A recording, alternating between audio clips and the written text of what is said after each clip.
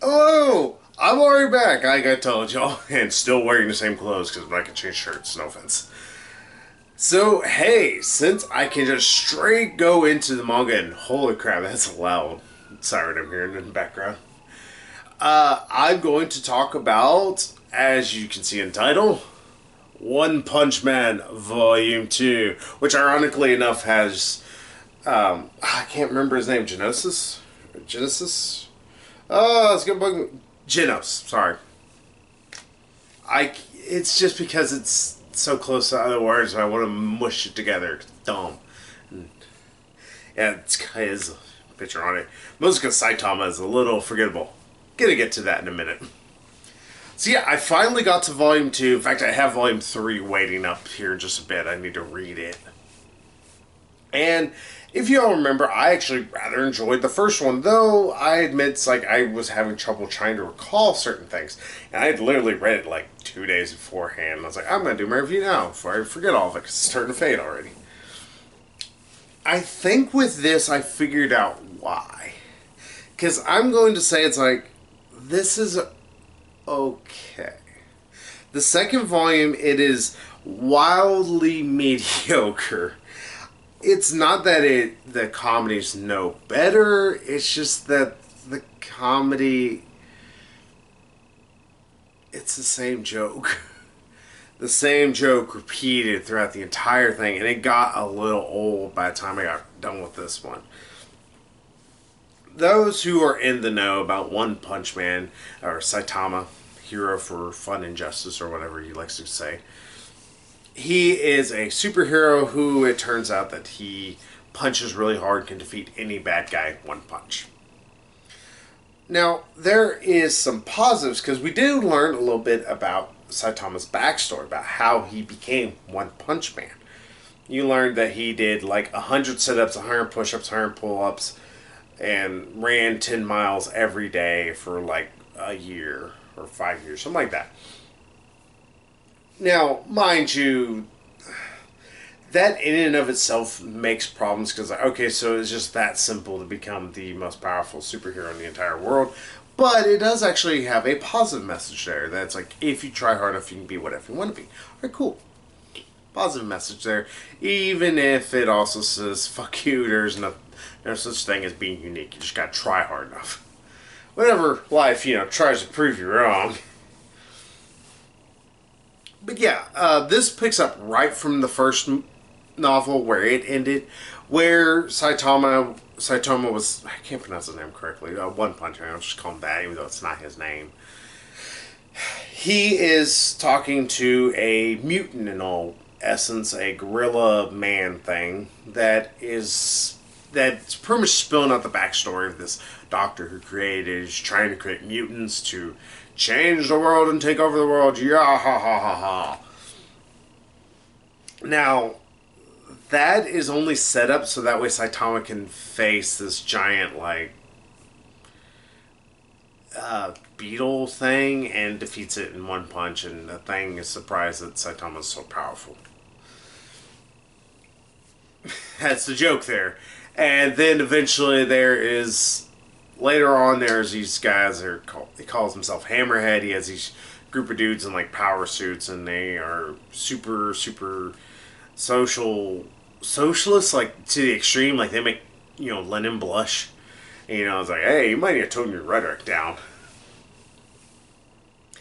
And Saitama's big issue is they're stealing his style because they're all bald as well. I don't know. And that's where I began to have my problems, especially when Hammerhead comes up. Like, it's roughly about halfway through. And when it does happen, you quickly realize something. One, Hammerhead is such a terrible villain. Two, he's not facing good villains. That's probably one of the weakest things. And that's the issue that I think the creator doesn't 100% understand when it comes, or at least in this he didn't understood. I'm going to read still Volume 3. I'm so curious about it. I want to see if it gets any better. But they don't seem to get that it's not just because the superheroes are super powerful, you should be able to just to beat it with one punch.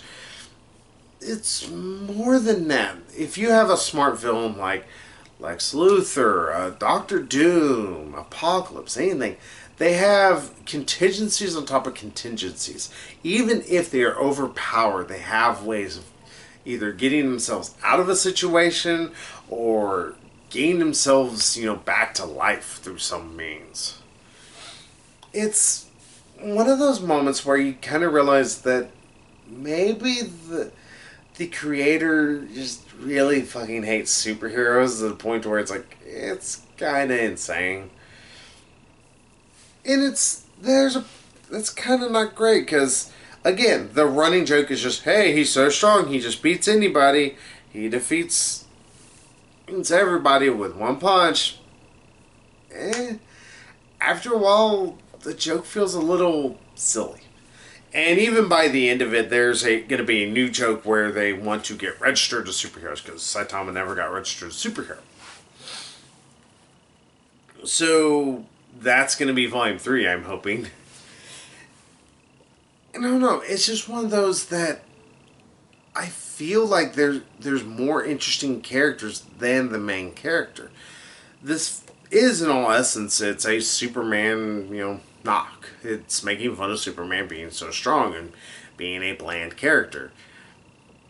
And as much as I may not like Superman, and as a, creation, or not really creation, but more as a character, he's not a bland character. He's almost too powerful. And because of that, you always got to find a villain to be able to really outpower him or outsmart him, usually. Here, it's simply people who are trying to outpower him, but you never have the villains that are trying to outsmart him. Which creates super one-dimensional fights. Because it's always the same thing. Every fight is dealt with like that. It's like, okay, so you don't have a villain that somehow is controlling his mind or doing anything? What the hell? So, yeah, I will say it's decent enough. The art's still really good. The writing is just that, like I said, I don't think the writer 100% understands, hey, here's how, all different kinds of villains work. There's more than just, these kind of villains. It's more than just overcoming them through pure power. It's like villains can overcome heroes through, subterfuge, through, anything. That's a problem. There's so many one-dimensional villains. And that's another issue. I think we've ran through already 4 or 5 villains that he's defeated like nothing. And it's like, okay, come on. There's a reason why Superman's rogue gallery is rather well known. Hell, why Batman's rogue gallery is so well known. Even the Flash. It's like, just give him some bare essential amount of intelligence is all you need. Instead of just, I'm big and powerful. You're more powerful than me. I don't know. It's not that it's terrible, just I think the joke, even by Volume 2, it's already starting to wear a bit thin. So, I'm going to see how Volume 3 is. I'm holding expectations, but they're a lot lower than they were. I'm hoping that it's going to improve. Oh, it's just there's no ifs, ands, or buts about it. It's just got to improve or else I'm going to, lose my damn mind. So, hey, One Punch Man Volume 2. Okay, it's the best I could give it. If you're an absolute, you love the first one, you'll probably like it.